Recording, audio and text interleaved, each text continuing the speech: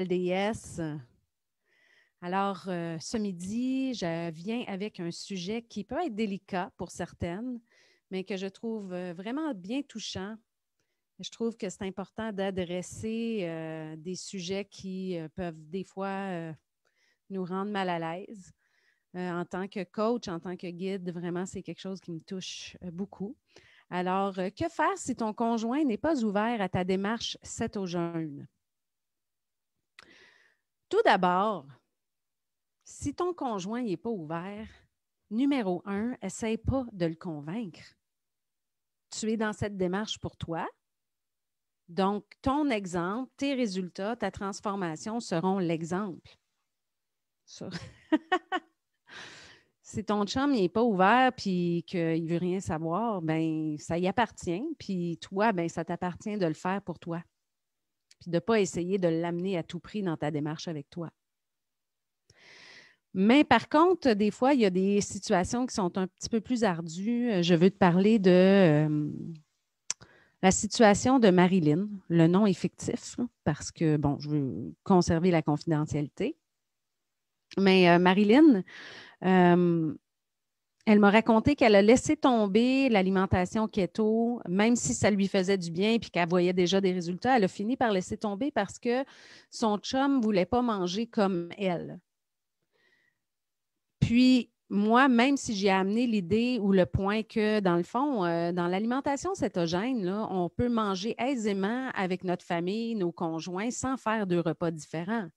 Parce que, dans le fond, eux, peut-être qu'ils vont continuer de manger des féculents, certaines glucides raffinés, puis nous, non.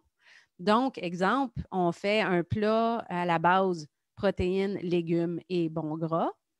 Bien, tu sais, eux vont peut-être avoir du riz ou des pâtes, mais nous, on ne va simplement pas mettre de riz ou de pâtes dans notre assiette, mais pour le reste, on mange tout le monde pareil. Mais le chum de Marilyn, lui, il n'aimait pas du tout les légumes, puis il aimait beaucoup manger de friture.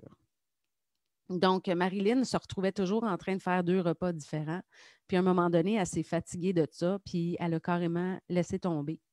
Puis également, quand elle faisait plutôt un peu de jeûne, ben, elle était obligée de cuisiner quand même pour son chum. OK? Fait qu'elle est tombée découragée, puis à un moment donné, elle a dit de la merde, je lâche. Mais Marilyn, là, ce qu'elle a choisi, c'est de se lâcher elle-même. Elle n'a pas choisi de se choisir. Puis je pense qu'à un moment donné, si tu es quelqu'un qui est face à une situation un petit peu ardue comme celle-là, c'est que dans la vie, on a des opportunités de transformation qui nous sont présentées.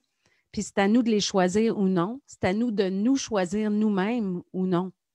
Mais la racine de ça, là, exemple pour Marilyn, là, qui commençait à aller mieux puis qui avait des résultats, c'est que dans le fond, là, le choix, c'était la santé ou la maladie, l'énergie ou pas d'énergie, être bien dans son corps ou pas bien dans son corps, s'aimer plus ou s'aimer moins. OK? Puis ce qu'elle a choisi, c'est d'aller vers continuer de cuisiner une sorte d'alimentation qui ne lui faisait pas du tout du bien pour probablement acheter la paix. Dans nos vies, on entreprend des rôles par défaut. Puis souvent aussi, on agit on agit selon ce qu'on pense que l'autre attend de nous. On se met cette pression-là. Parce que le chum de Marilyn, moi, je ne le blâme pas, là. Lui, il est habitué comme ça, puis ben, si elle n'essaye pas de changer les choses, il est bien content là, que les choses restent comme ça. Fait que Marilyn, elle, par peur de déplaire, par habitude aussi, peut-être en infantilisant un peu son chum, en ne lui remettant pas sa responsabilité à lui de s'alimenter comme lui le veut, ben elle s'est laissée tomber elle-même. Puis quand je parle de nourrir la déesse en toi, je parle aussi de permettre à cette puissance-là intérieure de remonter, puis d'honorer ta vision de ta vie. Notre conjoint, nos enfants ne sont pas plus importants que soi. La personne la plus importante dans ta vie, c'est toi. Et tu as la responsabilité de te choisir et de te rendre heureuse parce que si tu es heureuse et que tu es en épanouissement, tout le monde autour de toi va le ressentir et va l'être aussi.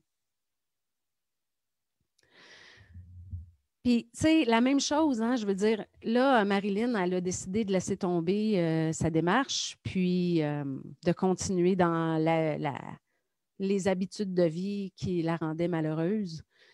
Mais elle n'est pas responsable là, du bonheur de son chum. Puis son chum, il n'est pas responsable de son bonheur à elle non plus. Quelle grosse pression qu'on peut s'imposer des fois, même inconsciemment. À vivre absolument en accord avec l'autre. On est appelé à évoluer hein, dans nos vies. Puis comme on évolue puis qu'on grandit, nos désirs, nos façons de faire, des fois, changent. Et si l'autre, il ne suit pas, ben il faudrait que ça ne soit pas grave. Il faut se respecter dans notre démarche mutuellement. Fait que si jamais, toi, belle déesse, tu ressens une pression par rapport à ta famille, par rapport à ton chum, de manger d'une certaine façon, puis d'être d'une certaine façon pour ne pas déranger personne, c'est le moment est venu de prendre un petit recul puis regarder qu'est-ce que tu veux créer pour le restant de ta vie. Quand il y a l'appel du changement en nous puis qu'on ne l'écoute pas, ça peut devenir vraiment douloureux. Puis quand on n'écoute pas qu'est-ce que notre corps nous demande, ben des fois, on a des maladies, des petites choses qui remontent. Puis des fois, les petites choses deviennent des grandes choses. C'est super important qu'on s'écoute. Puis en se respectant soi-même, on appelle le respect des autres envers nous. Puis moi, je vais te parler de ma situation avec mon mari, mon fabuleux mari, mon homme extraordinaire. Lui, il est content de manger keto avec moi, là, mes repas que je fais, parce que, je veux dire, vraiment, là, on mange tellement bien. Là, c'est la simplicité, c'est des aliments entiers, c'est parfait. Mais, tu sais, des fois, lui, il a le goût d'un riz. Il veut, tu sais, mon riz de chou-fleur, des fois, il aime bien ça, là, mais des fois, c'est too much. Fait que là, il veut un vrai riz. Il se fait un petit riz. Ou j'y en fais un petit riz. Là, ça ne me prend pas même plus de temps. Des fois, il y a des pâtes, des trucs comme ça. Mais, sais-tu quoi, lui, là, il ne se sent pas concerné, mais pas en tout, par ma démarche cétogène et jeûne intermittent. Il me soutient, là. Il est content pour moi. Hey, il va être le premier à m'applaudir. Tu sais, puis moi, le matin, ben, comme je jeûne 6 jours sur 7, je prends un petit café noir avec juste un petit peu de crème, 35 %. Mais le dimanche matin, c'est mon matin où je casse tout de suite mon jeûne avec un gros café latte. Puis là, notre petit mot cute pour ça, ça s'appelle, il l'appelle un café kétotone. Fait que 6 matins sur 7, j'ai un café keto, puis le 7e matin, c'est un café kétotone. Puis c'est lui qui me le fait, puis il vient même me le porter des fois dans le lit. Je suis super gâtée. Fait qu'il est super cute parce qu'il respecte la voie que j'ai choisie pour moi. Il l'a vu aussi, la transformation que j'ai vécue, là, indéniablement. Mais lui, oublie ça. Non, s'assurer d'avoir au moins 12 heures de pause alimentaire, il s'en fiche. Il doit manger 6 repas par jour. Là. Il mange constamment. Je vous le dis, c'est fou. Mais moi, là, s'il fallait que je commence à y faire des remarques, à commenter, puis à y faire des sermons, là, il n'y aurait plus de fun avec moi. J'y mettrais une pression qu'il n'a pas besoin d'avoir parce que lui, pour l'instant, il n'est pas ouvert. Puis c'est tout. T'sais? Chacun son chemin.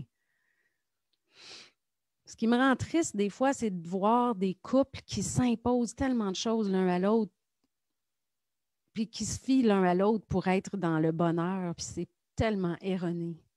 Respecter le chemin de l'autre, respecter son propre chemin, c'est super important. Puis quand ça concerne la santé, se permettre de faire les choix qu'on sent qu'on a besoin dans notre corps. Puis si notre conjoint, au début, il n'est pas content, là, c'est pas grave, il va finir par s'y faire. On peut toujours reprendre des nouvelles habitudes dans la vie. Il faut savoir s'expliquer, communiquer, puis c'est tout, tu sais. Alors, belle déesse, c'est ça que je voulais te raconter. Si ton conjoint n'est pas ouvert, c'est pas grave. Sois toi dans ton choix de toi-même. Explique-lui. Puis aussi, ben, tu peux le rassurer comme quoi que il va super bien manger quand même. Alors, je ne sais pas si j'avais des belles déesses avec moi en ce beau live parce que ça ne fonctionne pas toujours de regarder ça puis de voir si je t'ai accompagnée ou non.